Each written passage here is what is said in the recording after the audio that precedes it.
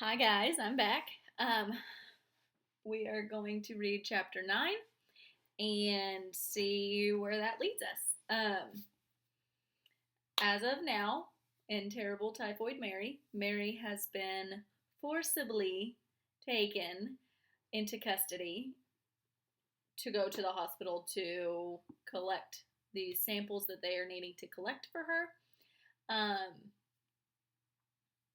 The health department thought a woman would be able to be more successful. Turns out she was not. They still needed to use physical force to collect her and take her to the hospital.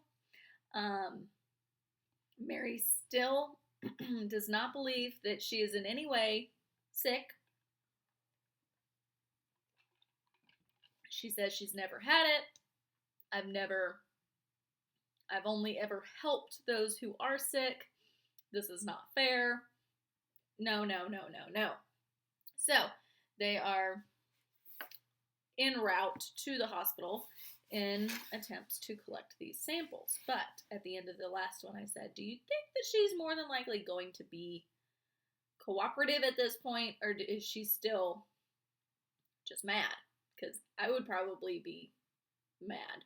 And if I could, I would hold it as long as possible, and they would not be able to get any samples from me, and I would make their lives super inconvenient. But that's just me. So we'll see what Mary does. Chapter 9, in which Mary's bad behavior leads to her doom. Mary had met her match. In the ambulance, she screamed and kicked and swore as the horses galloped their way downtown to Willard Parker Hospital. The quarantine hospital was located along the East River and on East 16th Street and 2nd Avenue, on the Lower East Side. There, Mary was sequestered in an outside isolation ward. Everything in the room was white walls, white ceilings, white floors. It had a white bed and a small white sink. A small closet held a white toilet, which Mary would have no choice but to use. Mary wore a white bathrobe. It was all she had to wear, since the hospital attendants had confiscated her clothing, just as if she were a prisoner. She was not allowed to use the telephone or write a letter to contact anyone, not even Brehoff. For a fiercely independent woman such as Mary, who had taken care of herself, Willard Parker Hospital was a great insult. The hospital was a teaching facility where medical students studied such contagious diseases such as measles, smallpox, cholera, typhus, yellow fever, tuberculosis, and typhoid. Its patients, who obviously suffered from these diseases, came from the poorest tenement housing districts in New York City. Mary had committed no crime, yet here she was, kidnapped, surrounded by sick people, cut off from the outside world, and forced to submit to medical tests. She had no idea how long the hospital intended to hold her. She was clearly frightened. Her imprisonment was necessary, Soper explained, because the health department considered her a dangerous and unreliable person who might try to escape if given a chance. Baker also felt no pity for the woman. If Mary had let me have the specimens I sent to get, she might have been a free woman all her life. Said Baker. It was her own bad behavior that inevitably led to her doom. When Mary couldn't hold out any longer, she used the toilet. Attendants collected the urine and stool specimens and sent them to the health department's laboratory. Her blood was taken too, without her consent and without a court order. Mary's specimens were sent to the laboratory for analysis. They were given to bacteriologists who examined them looking for typhoid bacteria. George Soper and health department authorities awaited the lab results. In the laboratory, bacteriologists isolated the bacteria they found in Mary's samples. They amplified the bacteria, grew it in small flat dishes called petri dishes. Then they placed the bacteria on glass slides and examined the slides under microscopes looking for typhoid germs. The intestinal tract is a complex bacterial ecosystem. The large intestine's job is to squeeze every ounce of liquid salt and nutrients from the food we eat and drink. The leftover is expelled from our bodies as feces. To do the work it needs to do, the large intestine is lined with billions of microbes, helpful bacteria that help our bodies digest the things we eat and drink. Human excrement consists of 75% water and 25% solid matter. If you're healthy, 30% of the solid matter is dead bacteria that helped you digest. Your kidneys create urine which passes through your bladder, and in your bladder, the urine is sterile and contains no bacteria unless you're sick. The bacteriologists have found no bacteria in Mary's urine, but they found that the bacteria voided in her feces was a pure culture of the deadly typhoid bacilli. Scientific name. This meant that there was a good chance that the germs had colonized in her gallbladder. The bacteriologist sent the report to Dr. William Hollock Park, director of the bacteriological laboratory. Park read the report. He telephoned Soper to relay the news. Despite Mary Mallon's rosy cheeks and good teeth and crisp blue eyes, fair skin, and apparent good health, she was a carrier of typhoid fever. Soper was ecstatic about his findings. The cook was virtually a living culture tube, he said, just as he had suspected. Although Mary denied ever having typhoid fever, the laboratory results proved that she had suffered from the disease at some point in her life. Was Mary lying? Not necessarily. She may have been too young to remember, or that the illness may have been so slight that it felt like the flu. Perhaps nobody, not even Mary, recognized the symptoms as the deadly typhoid disease. Admittedly, there was an extraordinary predicament. When a disease strikes, a battle begins between the germs and the victim's immune system. In most cases, 97% of the time, either the germ wins or the victim dies, or the victim's immune system wins and the typhoid germs die. In a small number of cases, roughly 3%, the victim recovers but continues to harbor the deadly bacteria for several months. In even smaller cases, about 1% or less, the disease results in a draw. Neither the germ or the immune system wins. The victim recovers but carries the typhoid germ for life.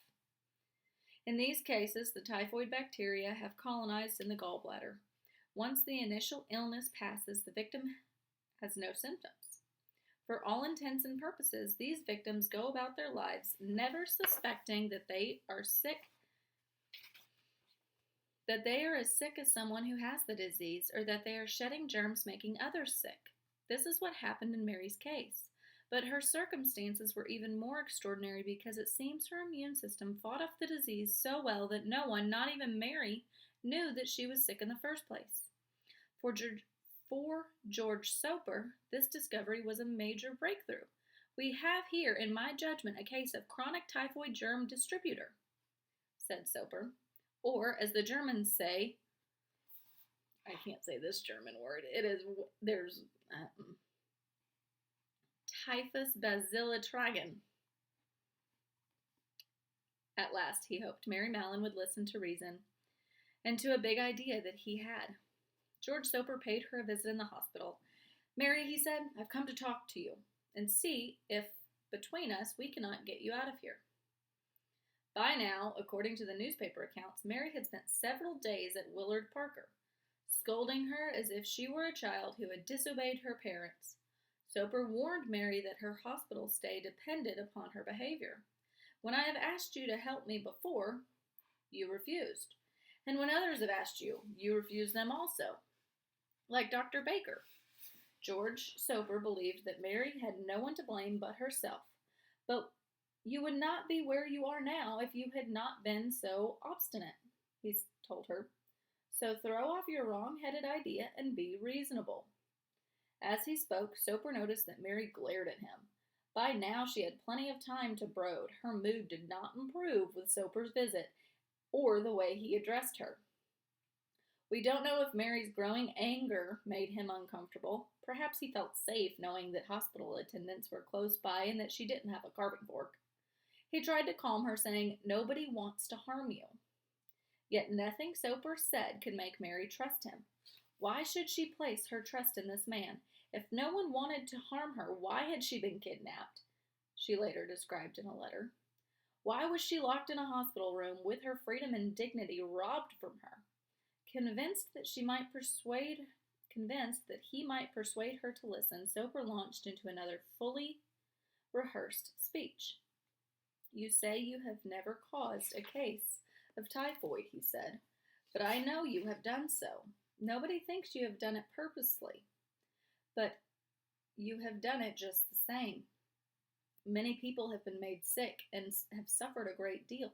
Some have died. You refused to give specimens which would help to clear up the trouble. You were arrested and brought here, and the specimens taken in spite of your resistance. They proved what I charged. Now you must surely see how mistaken you were. Don't you acknowledge it? Soper pressed further. I tell you how you do it. When you go to the toilet, the germs within your body get upon your fingers, and when you handle food in cooking, they get on the food. People who eat this food swallow the germs and get sick. If you would wash your hands after leaving the toilet and before cooking, there might be no trouble. You don't keep your hands clean enough. He must have added insult to injury, telling Mary she had dirty habits and that she didn't wash her hands. Soper noted that anger continued to grow as he explained that the germs were growing inside her gallbladder. He tried to assure Mary, telling her that surgeons could fix her and her problems. If she would be reasonable and see things his way. He could help her become better and new and clean again. The best way to get rid of the germ is to get rid of the gallbladder, Soper told her. You don't need a gallbladder any more than you need an appendix. There are many people living without them. It's true, your gallbladder is a small organ about the size of a pear. It's located in the upper right quadrant of your abdomen, just below your liver. Its main function is to store the bile produced by your liver. After you eat, the bile moves into your small intestine to help your body break down the fats you consume. As important as this function is, you can live without a gallbladder. Your body will adjust and store excess bile in your bile ducts. But Mary was frightened. At last, she knew what the health department wanted. They wanted to perform surgery on her. They wanted her gallbladder. Later, Mary would reveal her fear that the health department wanted her out of the way and that they were trying to murder her. Mary's fear wasn't baseless. Stories of murderers and grave robbers who sold bodies to medical doctors for anatomic study and dissections were found in Irish history and folk history. Two of the most famous serial murderers, William Burke and William Hare, were Irish immigrants who sold bodies to the Edinburgh Medical School in Scotland in 1828. One of the murderers, William Burke, was born in County Tyrone, Ireland, where Mary had lived. No doubt she had heard the stories. As Soper talked, Mary remained quiet. Her retinence encouraged him to push on. He would help her, he said. If you will answer my questions, I will do everything I possibly can to get you out, promised. Then Soper revealed his motive for helping her. I will do more than you think. I will write a book about your case. I will not mention your real name. I will carefully hide your identity. I will guarantee that you will get all of the profits. Years later, Soper explained his offer. The information would help many. It could not possibly hurt her and might prove helpful in examining her case. As stories stood, nobody accused her of deliberately intending to harm. If possible, she was to be freed from her disease-producing capacity. Soper didn't mention the fame that Mary's cooperation would bring him.